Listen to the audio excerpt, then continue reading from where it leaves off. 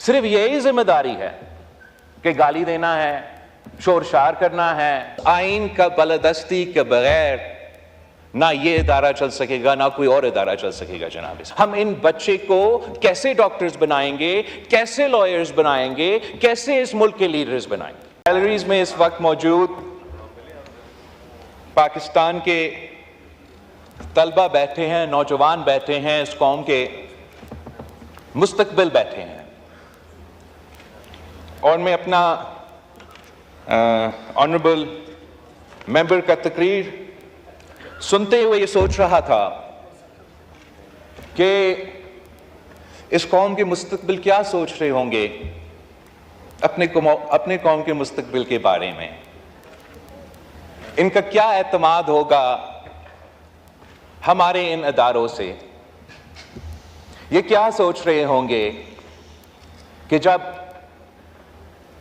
इनमें से ये अपने तालीम पूरा करके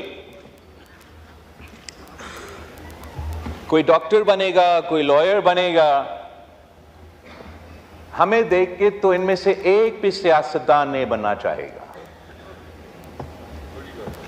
और ये बहुत अफसोस की बात है जनाब स्पीकर, बिकॉज इस हाउस का मेंबर बनना is a matter of prestige, it's a matter of honor, not only in our country, but any country that has democratic elections. वो इसलिए फख्र करते हैं जनाब स्पीकर कि अपने कौम के नुमाइंदे ने वोट डाल के उनको मुंतखब करके ये फैसला किया कि ये मेरे नुमाइंदे होंगे, ये मेरे फैसले करेंगे। और अफसोस के साथ जनाब स्पीकर मुझे ये कहना पड़ रहा है कि जो हमारे जिस तरीके से आज से नहीं कुछ अरसे से इस मुल्क में हम सियासत करते आ रहे हैं, हमने सियासत को एक गाली बना दिया है। अब हमने इसी सियासत से इन नौजवानों को रोजगार और तरक्की दिलवाना है। हमने इसी सियासत से मुआशी इंसाफ दिलवाना है। हमने इसी सियासत से हमारे अवाम को तहफ़्फ़ुज़ दिलवाना है, गुर्बत से निकालना है। हमने इसी सियासत से इस मुल्क को चलाना है। और ये वो मुल्क है जनाब स्पीकर जो आज हम जरूर मुश्किल में हैं, लेकिन जब ये बच्चे बड़े होंगे जनाब स्पीकर, हम अपना रीजन को लीड कर रहे होंगे।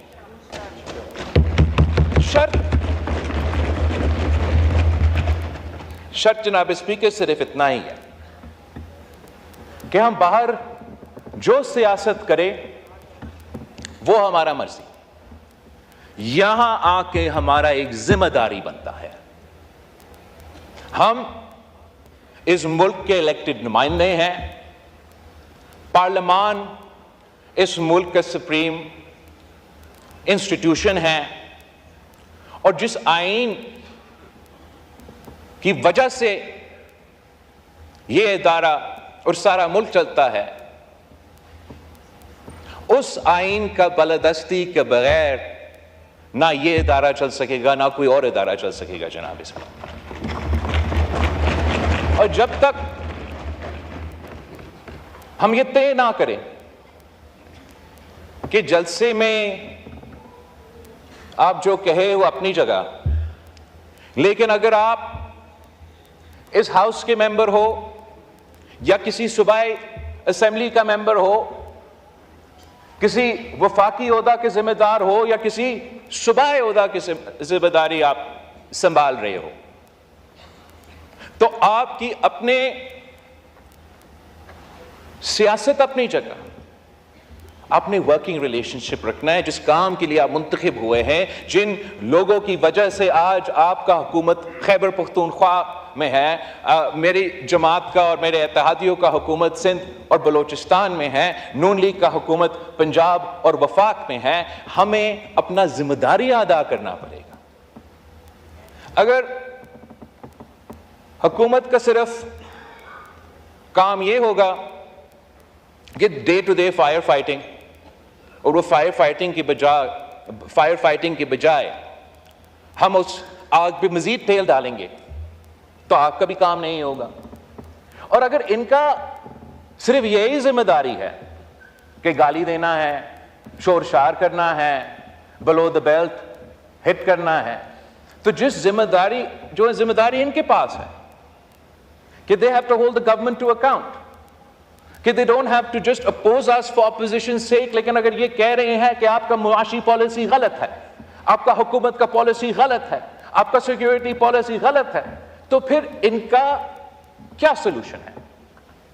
जो पॉजिटिव किरदार है ऑपोजिशन का, जो जिम्मेदारी है कि आप हमें बताएं हमारा मुआशी पॉलिसी अगर गलत है तो क्या करना चाहिए, हमारा सिक्योरिटी पॉलिसी क्या है, अब क्या करना चाहिए। अगर वो कंट्रीब्यूट नहीं करेंगे तो ना वो अपना जिम्मेदारी पूरा कर रहे हैं, ना वो अपना काम कर सकेंगे। मैं जानता हूं कि इनकी जमात के कारकुन इस बात पे ऑब्वियसली इमोशनल होंगे कि इनकी जमात के सियासतदान जेल में हैं। ये ज्यादा उस टॉपिक पे बोलेंगे, उस टॉपिक पे शोर करेंगे, लेकिन जिस सूबा का जिम्मेदारी उनके पास है वहां के अवाम के सबसे बड़ा मसला रोजगार, महंगाई, तालीम, सेहत, तहफ्फुज़, दहशतगर्दी का मुकाबला, हम इन बच्चे को कैसे डॉक्टर्स बनाएंगे, कैसे लॉयर्स बनाएंगे, कैसे इस मुल्क के लीडर्स बनाएंगे। और अगर चीफ मिनिस्टर साहब की जिम्मेदारी यह है कि जलसा में खड़ा होके मीडिया को गाली दे, ऑपोजिशन को गाली दे, हुकूमत को इस्तेमाल करके जजेस के खिलाफ एंटी टेररिज्म कोर्ट में इंतकामी कार्रवाई करे, तो फिर वो अपने सूबे के अवाम के मसाइल हल नहीं कर रहे जनाब स्पीकर, वो अपने सियासत चमका रहे हैं। अगर